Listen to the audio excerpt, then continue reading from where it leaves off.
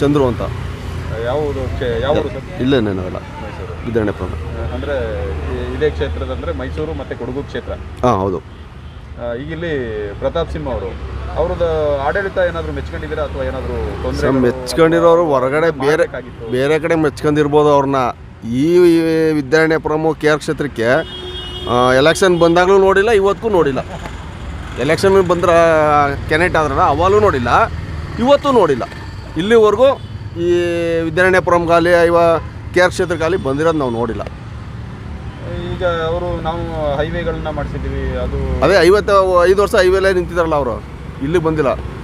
Highway ಅಂದರೆ 5 ವರ್ಷನೂ ಕಾಲ ಕಳೆದ್ಬಿಟ್ರಲ್ಲ. ಅಂದರೆ ಡೆವಲಪ್ಮೆಂಟ್ ನಮ್ಮಿಂದ ಆಗ್ತಾ ಇದೆ ಅನ್ನೋದು ಹೇಳ್ಕೊಂತಾರೆ ಸರ್. ಒಬ್ಬರು ನಾವು ಮಾಡಿದೆ ಅಂತಾರೆ, ಒಬ್ಬರು ನಮ್ಮದೇ ಅನುಮೋದನೆ ನಮ್ಮಿಂದ ಆಗಿತ್ತು ಅಂತಾರೆ. ಅಲ್ಲಿ ತೆಗ್ದಾಗಲೇ ಗೊತ್ತಾಗೋದಲ್ವ ಯಾರು ಮಾಡಿರೋದು ಅಂತ. ನೀವು ತಾನೋ ಗೇಯ್ದು ಕೊಟ್ಟರೆ ತಾನೇ ಮಾಡೋದದು ಮನೇಲಿ, ಹಂಗೆ ಇದುವೆ. ಈಗ ಕಾಂಗ್ರೆಸ್ಸಿಂದ ಯಾವ ಕ್ಯಾಂಡಿಡೇಟ್ ಯಾರು ನಿಂತರೂ ಗೆಲ್ಲಿಸ್ತೀರಾ ಅಥವಾ ಯಾರಾದರೂ ಕ್ಯಾಂಡಿಡೇಟ್ನ ನೋಡಿ ಏನಾದರೂ? ಅದು ಜನಗಳ ಒಪಿನು, ನಮ್ಮದಲ್ವಲ್ಲ. ಅಲ್ಲ, ನೀವು ಜನಗಳ ಸಿಟಿಜನ್ ಇರ್ಬೋದು.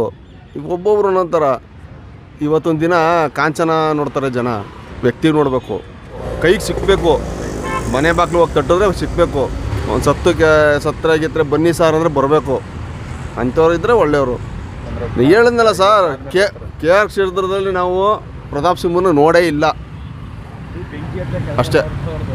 ನಾವು ಇದುವರೆಗೂ ನೋಡಿಲ್ಲ. 5 ವರ್ಷ ಆಯ್ತಲ್ವೇ, 5 ವರ್ಷಕ್ಕೆ ನಾವು ಇವತ್ತವರೆಗೂ ನೋಡಿಲ್ಲ. ಏನು ಬಂದು ಕೆ ಆರ್ ಕ್ಷೇತ್ರಕ್ಕೆ ಅನುಮೋದನೆ ಕೊಟ್ಟಿದ್ದೀನಿ, ಇಂಥದ್ದು ಒಂದು ಕೆಲಸ ಮಾಡಿಸಿದ್ದೀನಿ ಅಂತ ತೋರಿಸ್ಲಿ, ಅವಾಗಾರ ನೆಚ್ಕೋತೀವಿ ಮಾಡಿಸಿರ್ಬೋದಲ್ಲ ಅಂತ. ನಮಗಂತೂ ಗೊತ್ತಿಲ್ಲ ಇದುವರೆಗೂ. ಅಂದರೆ ಯಾವುದರಿಂದ ನೀವು ಅವ್ರನ್ನ ಈಗ ಬೇಡ ಅಂತ ಅನ್ನೋದಕ್ಕೆ ಒಂದು ಮೈಂಡ್ ಸೆಟ್ ಇರುತ್ತೆ ನಮಗೆ ಸರ್. ಏನೋ ಒಂದು ಓಡ್ತಾ ಇರುತ್ತೆ. ಅಲ್ಲ, ಬೇಡ ಅನ್ನೋದಕ್ಕೆ ಏನು ಕಾರಣ ಅಂದರೆ ನಮ್ಮ ಮನೆಗೆ ಮಾಡಿ ಅಂತ ನಾವು ಹೇಳಲ್ವಲ್ಲ. ಮನೆಗೆ ಮಾಡಿ ಅಂತ ಹೇಳ್ತಿದ್ದೀವಿ. ಮಗ ಬರಬೇಕು, ಎಮ್ ಎಲ್ ಎ ಆಗಲಿ ಮಾಜಿ ಎಮ್ ಎಲ್ ಎ ಆಗಲಿ ಬನ್ನಿ ಅಂದರೆ ಬರ್ತಾರೆ ನೋಡಿ, ಅವಾಗ ನಮಗೊಂದು ಖುಷಿ. ಇವರು MP ಎಲ್ಲವರಿಂದನೇ ಗೊತ್ತಿಲ್ವಲ್ಲ. ಹಿಂದೂಗಳನ್ನೆಲ್ಲ ಒಗ್ಗೂಡಿಸ್ತೀವಿ ಸರ್. ಹಿಂದೂ ಗೂಡಿಸ್ತೀವಿ, ಅದು ಗೂಡಿಸ್ತೀವಿ ಅಂತಲ್ಲ ಸರ್. ಹಿಂದೂ ಗೂಡಿಸ್ಬಿಟ್ರೆ ಅವ್ರವ್ರ ಮನೇಲಿ ಇರ್ತಾರೆ. ಈಗ ನಾವು ಹಿಂದೂ ಅಂದ್ಕೊಳ್ಳಿ, ಎಲ್ಲರೂ ಅವ್ರವ್ರ ಮನೇಲಿ ಅವರೇ ಇರ್ತಾರೆ. ಏರಿಯಾ ಕ್ಷೇತ್ರಗಳು ಅಭಿವೃದ್ಧಿ ಆಗಬೇಕು ತಾನೆ, ಅದಲ್ವೇ?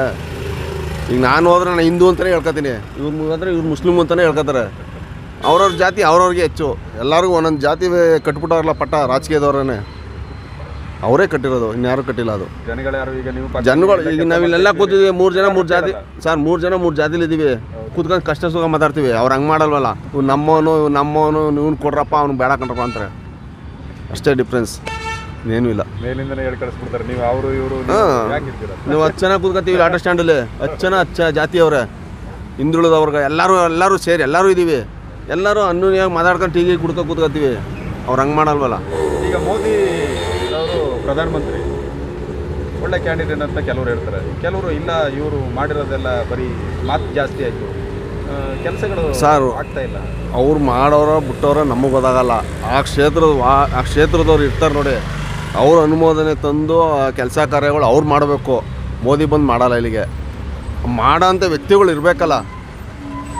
ತಗೊಬಂದು ಧೈರ್ಯವಾಗಿ ನನ್ನ ಕ್ಷೇತ್ರಕ್ಕೆ ಕೊಡಿ, ನಾನು ಬಡಬಗ್ರವ್ರೆ, ಜನ ಅವರೇ, ಇಂಥವ್ರು ಕಷ್ಟಲ್ಲವ್ರೆ, ರೋಡ್ಗಳಾಗಿಲ್ಲ ಅಂತ ಅವ್ರು ಹೇಳಬೇಕು. ಮೋದಿ ಬಂದು ಮಾಡಾರೆ ಎಲ್ಲ ಆದಮೇಲೆ ಟೇಪ್ ಕಟ್ ಮಾಡೋಕ್ಕೆ ಬರ್ತಾರೆ ಅವರು. ಅಷ್ಟೇ ಮೋದಿದು.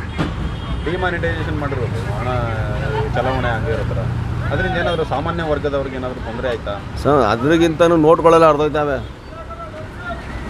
ಯಾವ ನೋಟ್ ಚೆನ್ನಾಗವೆ ನೋಡಿ, ನಾವು ಜೋಬಲ್ಲಿ ಮಡಿಕೊಳ್ಳೋಕ್ಕಾಗಲ್ಲ. ಈಗ ಅದು ಚಲವಾನೆ ಈಗ 2000 ಮಾಡಿದ್ರು, ಸುಮ್ಮನೆ ಎಲ್ಲ ತಾವನ್ನ ಪುನಃ ಸೇರಿಸ್ಕೊಂಡ್ರು. ಏನು ಸುಖ ಅದು? ಅದು ಮಾಡಿದ್ಮೇಲೆ ಸರ್ ಜನ ಕಷ್ಟಕ್ಕೆ ಬಂದ್ಬಿಟ್ರು. ಜನಗಳು ಭಾಳ ಕಷ್ಟಪಡ್ತಾವ್ರೆ. ಈಗ ದುಡ್ಡು ಕಾಸು ಇವತ್ತು 500 ತಂದರೆ ಈ ಬೆಲೆ ಏರಿಕೆಯಲ್ಲಿ ನಾವು ಸೆಂಟ್ರಲ್ ಮಾಡಿರ್ಬೋದು, ಸ್ಟೇಟ್ ಮಾಡಿರ್ಬೋದು, ಯಾವ್ದು ಮಾಡೋರು ಏನು ಗೊತ್ತಿಲ್ಲ. GST ಆಳು ಮುಳು. ಈಗ 25 kg ಅಕ್ಕಿನ ಮೊನ್ನೆ 800 ರೂಪಾಯಿ ಮಾಡೋರೆ ಒಂದು ಕ್ವಿಂಟಾಲ್ಗೆ. ಒಂದು 25 kg 26 kg ಅಕ್ಕಿಗೆ 200 ರೂಪಾಯಿ ಜಾಸ್ತಿ. ಬೇಳೆ 180 ರೂಪಾಯಿ ಮಾಡೋರೆ. ಏನು ಮಾಡ್ತೀರಾ ನೀವು? ಈಗ ನಾವು ಬೆಳಗ್ಗೆನ ಕೂತಿದ್ದೀವಿ, ಇಲ್ಲಿ 500 ರೂಪಾಯಿ ಮಾಡೋಕ್ಕಾಗಿಲ್ಲ ನಾವು ಬೆಳಗ್ಗೆಯಿಂದ. ಅಲ್ಲ, 2000 ರೂಪಾಯಿ ಫ್ರೀ ಕೊಡ್ತಾರಲ್ಲ ಇಲ್ಲಿ. 2000 ರೂಪಾಯಿ ನೀವು ಜೀವನ ಸರ್. ಇವತ್ತು 2000 ರೂಪಾಯಿ 3 ದಿನ ಬರೋಲ್ಲ ಸರ್ ಜನಕ್ಕೆ. ಒಂದು ದಿನಕ್ಕೆ ನೀವು ಮನೇಲಿ ಫ್ಯಾಮಿಲಿ 300 ರೂಪಾಯಿ ಖರ್ಚು ಮಾಡಬೇಕು ಡೈಲಿ, ಬರೀ ತಿಂಡಿನೇ ಊಟಕ್ಕೆ. ಇನ್ನು ಮಿಕ್ಕಿದಲ್ಲಿ ತತ್ತೀರಾ? ಗಾಡಿ ಲೋನ್ ಕಟ್ಟಬೇಕು, ಏನೇ ಮಾಡಬೇಕು, ಎಲ್ಲ ಮಾಡಬೇಕು, ಮಕ್ಕಳು ಓದಿಸ್ಬೇಕು. ಈಗ ಸಿದ್ದರಾಮಯ್ಯನವ್ರು ಮಾಡಿರೋದು, ಈಗ 2000 ರೂಪಾಯಿ ಫ್ರೀ ಕೊಟ್ಟರು, ಬಸ್ಸು ಫ್ರೀ ಮಾಡಿದ್ರು, ಕರೆಂಟ್ ಬಿಲ್ಲು ಫ್ರೀ ಆಯಿತು, ಎಷ್ಟೋ ಕಡಿಮೆ ಆಗೋಯ್ತಲ್ಲ ತಿಂಗಳು ಖರ್ಚು. ಸರ್ ಕರೆಂಟ್ ಬಿಲ್ಲು ಈಗ ಒಂದು 300 ರೂಪಾಯಿ ಬಂತು, 2,000 ಕೊಟ್ಟರು 2,500 3,000 ಬಂತು. ಒಂದು 3,000 ಅವರೇಜ್ ಕಟ್ಕೊಳ್ಳಿ ಬಂತು. ಇನ್ನು ಅಷ್ಟೇ ಸಾಕ 3,000 ಜೀವನಕ್ಕೆ 3,000 ಸಾಕೆ? ದಿನಕ್ಕೆ ಒಬ್ಬ ವ್ಯಕ್ತಿಗೆ 500 ರೂಪಾಯಿ ಬೇಕೇ ಬೇಕು. ಅದು ಕುಡಿಯೋನಾಗ್ಬಿಟ್ರೆ 1,000ನೇ ಬೇಕು ಅವನಿಗೆ. ಗಂಡ ಹೆಂಡತಿ ಒಂದು ಮಗುಗೆ 500 ರೂಪಾಯಿ ಬೇಕು.